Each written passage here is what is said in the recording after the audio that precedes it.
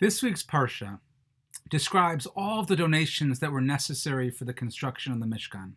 And when we go through the list of all the needed materials, there really is nothing that stands out as being too surprising. And yet perhaps the most obvious question that we all wonder about when we read our Parsha is the question of, from where did the Jewish people find all of these necessary supplies? For instance, Rashi in the beginning of our Parsha asks precisely this question, as to where the Jewish people found wood for the construction of the Mishkan. After all, the Mishkan is being built in the desolate wilderness of Sinai, far from any population centers or any forested areas. And so Rashi there explains that Yaakov had planted cedar trees in Egypt before his death and then instructed his children to take the lumber with them when they left Egypt.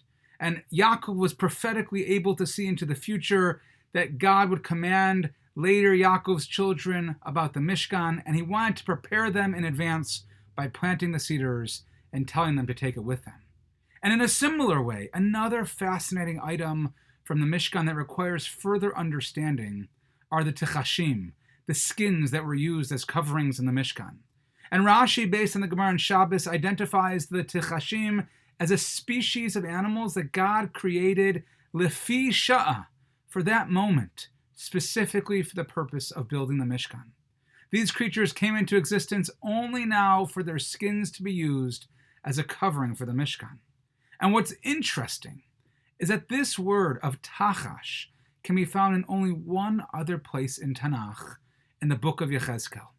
And the pasuk reads there, Va'al bi sheikh rikma va'en aleich tachash, that Hashem tells the Jewish people that he clothed them with embroidered garments, and he gave them the sandals, which were made of tachash. And the Maharsha Masechet Shabbos explains that while it might appear as if the tachash did not exist only in the times of the Mishkan, because it's being referenced here in the times of Yechezkel, the truth is that Hashem brought the tachash into existence not only during this moment for the construction of the Mishkan, but rather throughout the 40 years of travel in the wilderness. And when the Gemara speaks of the tachash being created lefi sha'a for that moment, it refers not only to the period of Mishkan's construction, but to the entire period of the Jewish people's sojourn in the wilderness.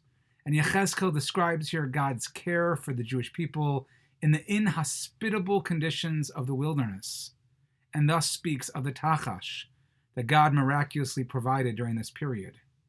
And in a similar explanation, the Maharal in his Gur Aryeh commentary, he suggests that although the tachash came into existence only at the time, right now when the materials were needed for gathering the Mishkan, during this period, the Jewish people, they hunted and accumulated large quantities of this leather.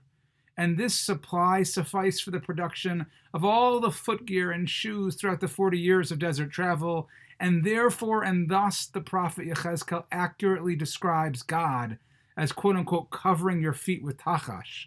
In other words, throughout the period of the 40 years of the Jewish people's sojourn in the wilderness. And perhaps based on these interpretations of the tachash skins, we can learn a very important lesson. You see, there is no project in life that can be successful without divine assistance. And while throughout the Jewish people's time in the wilderness they experienced overt miracles and interventions of nature where nearly every aspect of their existence was supernatural, we see that God still intervened even on the smallest detail, like creating the necessary skins for the Mishkan.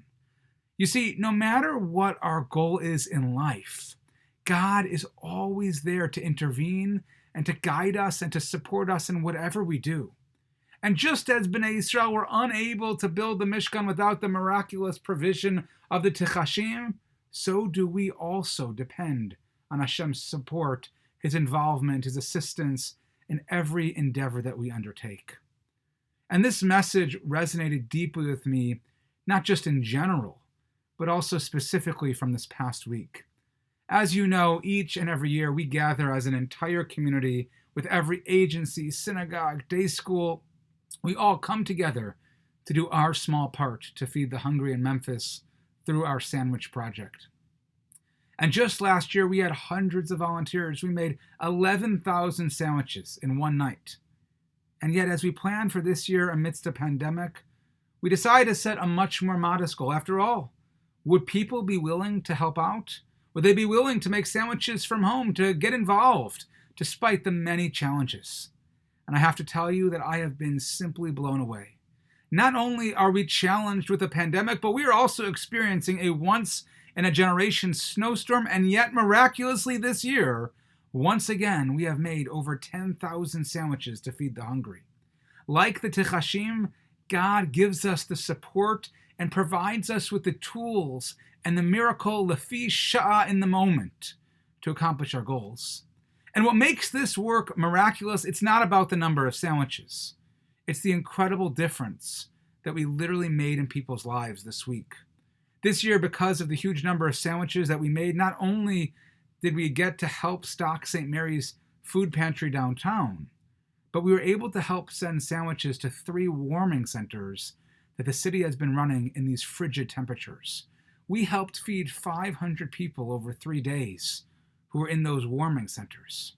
These sandwiches, like the Tichashim that miraculously appeared, they appeared this year with God's help, and they showed up lefi sha'ah at the exact right moment to help and feed those most vulnerable in this terrible winter storm. And so as we continue to think of other ways to do good and to make a difference in people's lives, let us always remember that Hashem is always there to intervene and guide and to support us in every single thing that we do. Shabbat Shalom.